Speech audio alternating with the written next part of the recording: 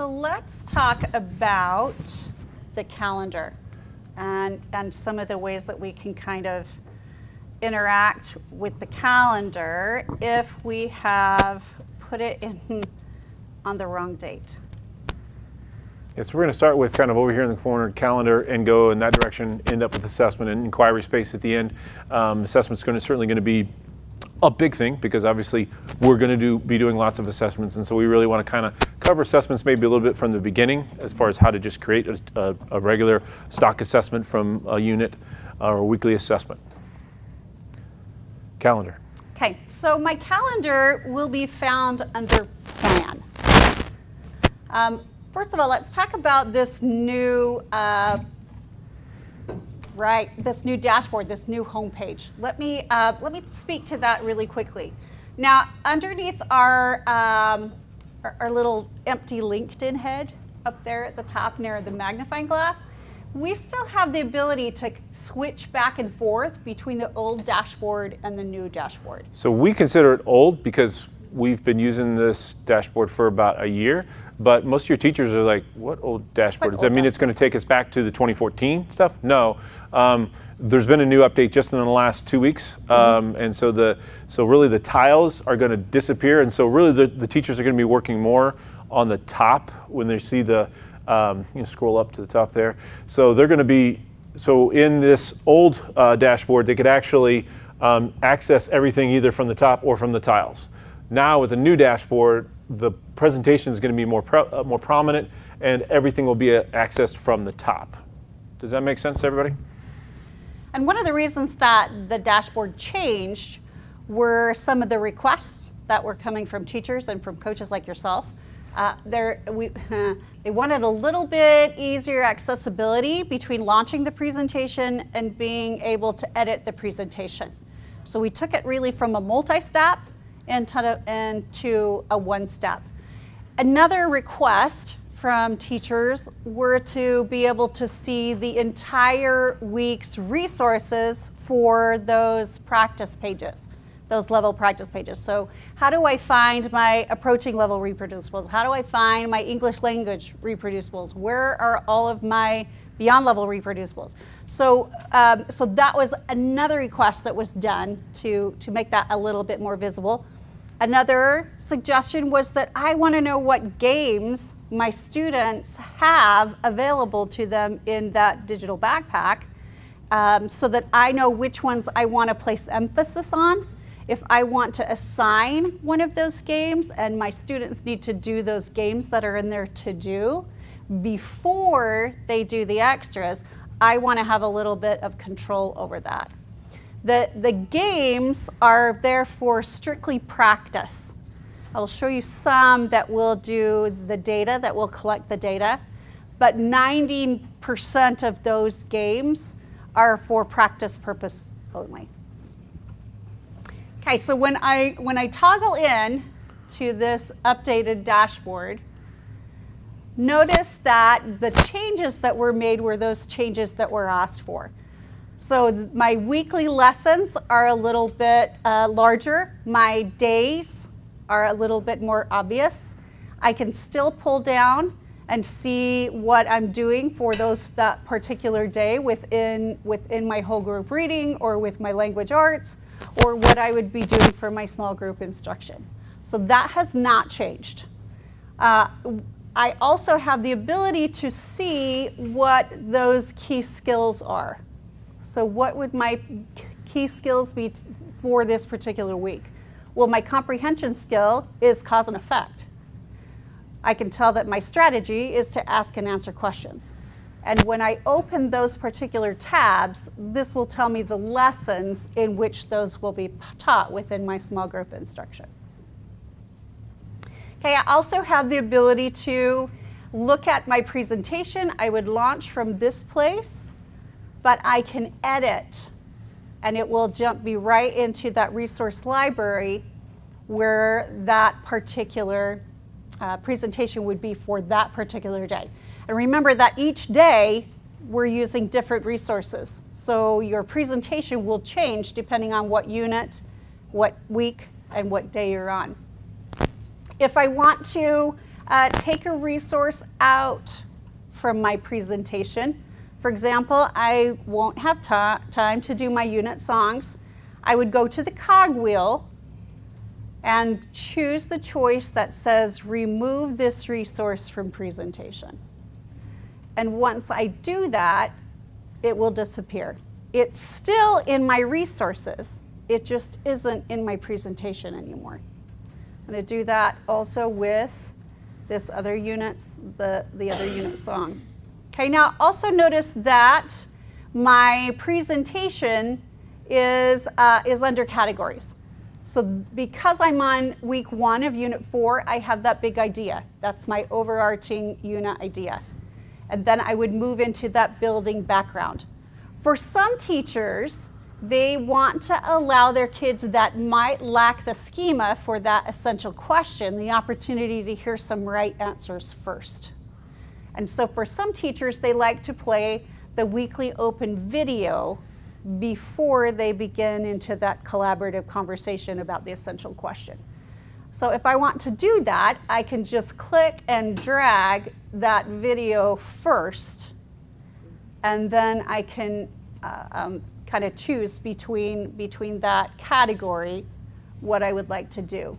Now, if I move something into another category, so for example, if I took this Think Aloud cloud and I pushed it into my words and context, my program is confused because it belongs here, but I put it in here. Are you sure you wanted that? So it will duplicate that particular resource when you're moving it from one category into another.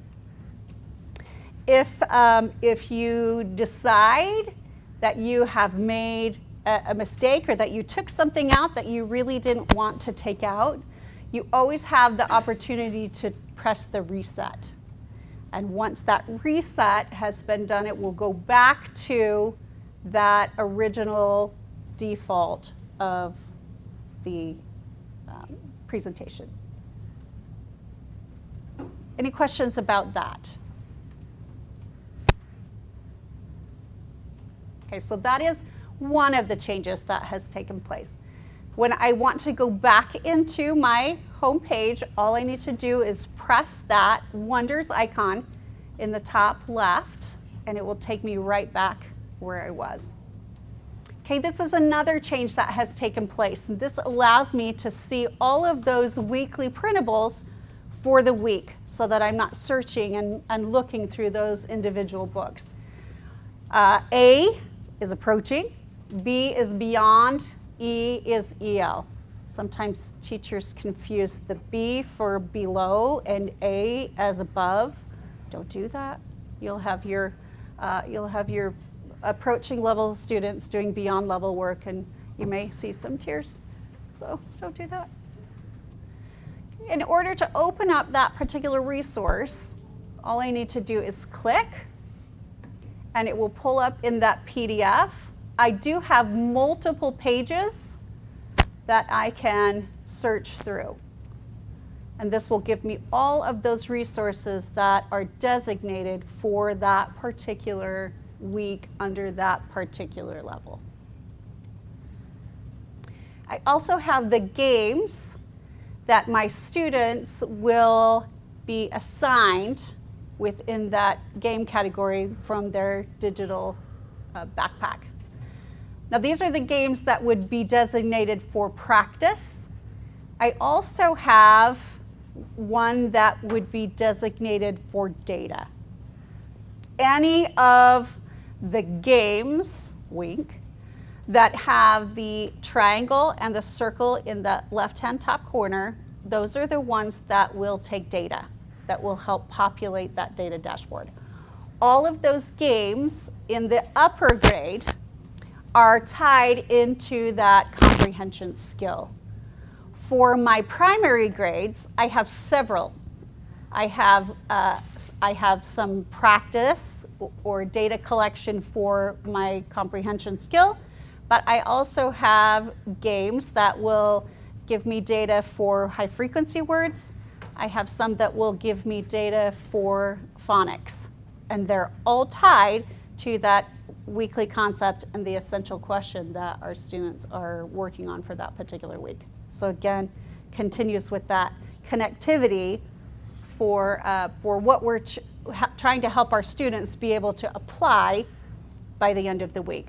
So does everybody understand that what we're talking about with that game? So that game is going to be one of the things besides the assessments that's going to feed the data dashboard, and that's what's going to spit out those suggested resources, the assignable resources as far as a student that needs remediation, a student that's on grade level, students that's accelerated. What are we going to do with the accelerated student? So that's what's going to drive that data.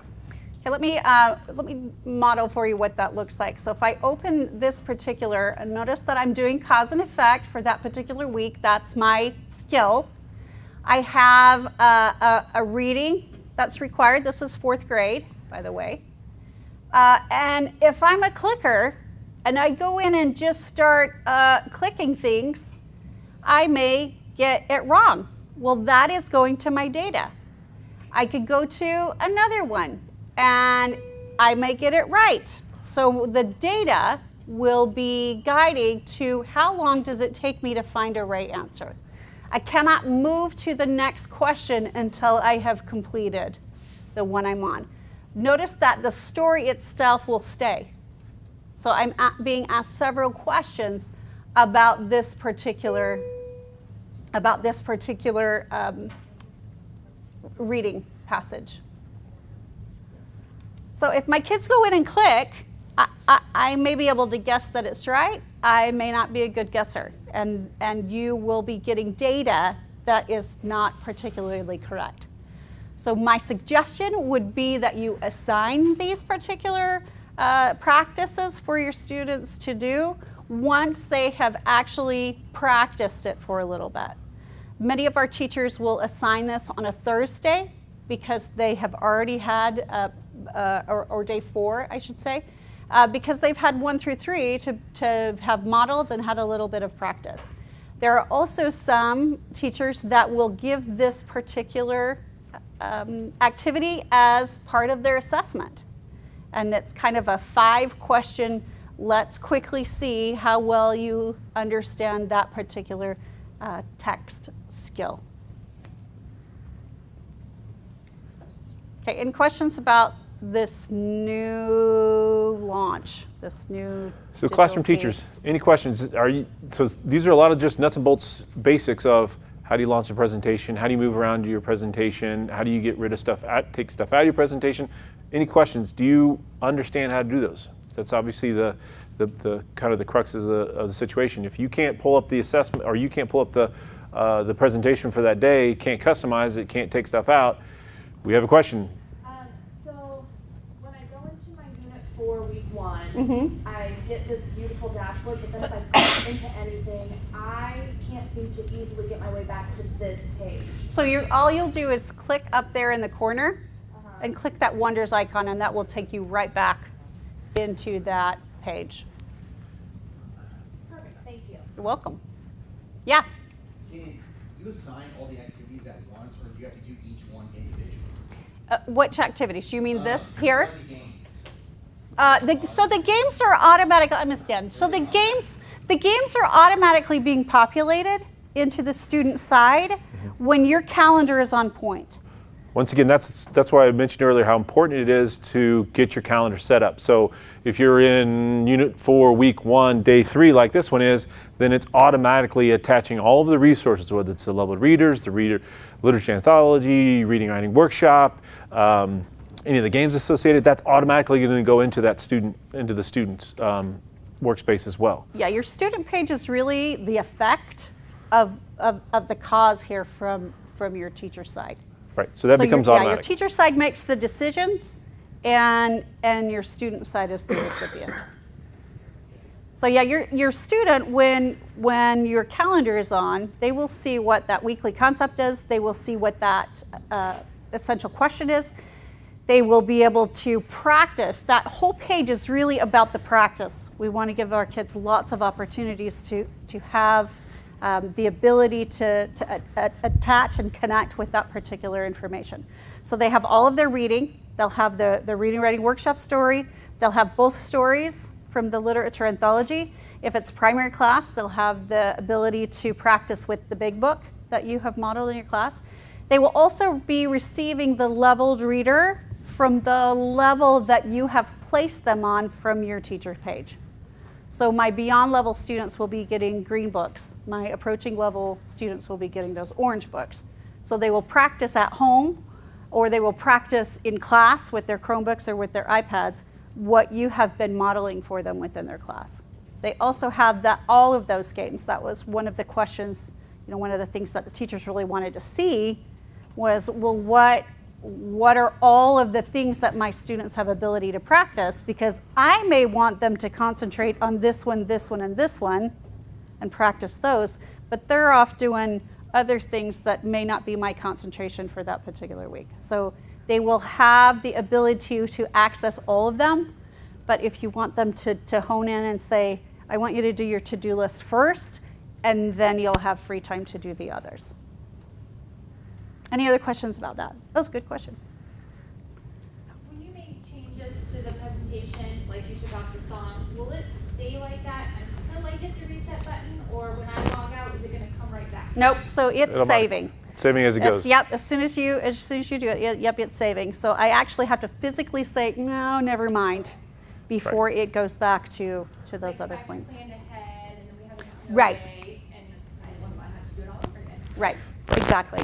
And if you're pulling your calendar from that point next year, any changes that I have made on Unit 1 or Unit 4, Week 1, Day 3, those will be there as well.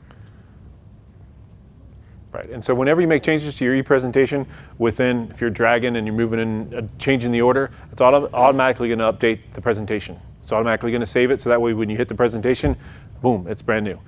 And if you change something, move it from one day to the next day, and we can do that in the planner.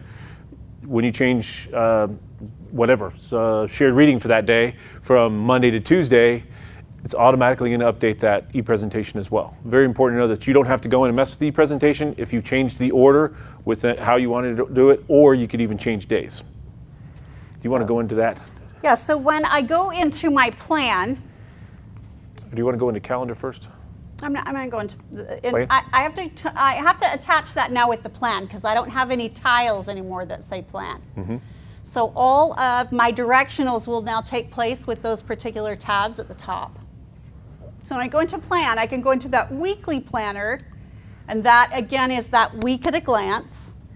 Anytime I make any changes with this particular week at a glance, then the changes will be made also on my presentation because my resources are changing. Does everybody know how to get to this screen? Yes? No? Maybe? Yes? Okay, great. Do you still store those in binders? Remember how you used to store it in binders? So you still have a binder. Do you still this? It's Okay, right up I see here. it. It says binder. Okay. So you have your work and But then your also whole your binder. students' work. And you typically, typically in this Yeah. case, we put it in the holding bin. Holding bin, that's Oh, in my holding bin. Yeah. Right.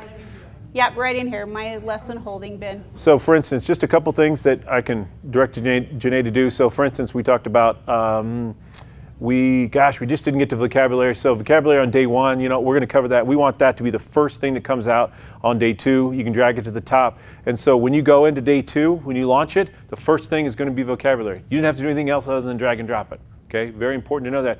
If you become very familiar with the cogwheels, so if you click on any of the cogwheels, right click, there you go, click on it. You can add to the next week. You move to the holding bin. So what Kathy was talking about was if like, hey, I don't want to get rid of it. I just want to move it for now. You can move it to the holding bin, so it'll sit there until you do something else with it. But obviously, it's going to pull it out of that presentation. So here are some that are hiding in my lesson holding bin. These are from my Unit 2. Okay, and I can look at those. This is from my Unit 2, Week 6, Day 5. So what I probably did was condense a week, and so all of those lessons that were condensed will go inside my holding bin. So if you think about your desk and your filing cabinet, your lessons that are in that weekly planner are kind of those little files that would be sitting on your desk. Your lesson holding bin, they're still there, but you've put them back into your filing cabinet. So they're still accessible. They're just not right in front of you.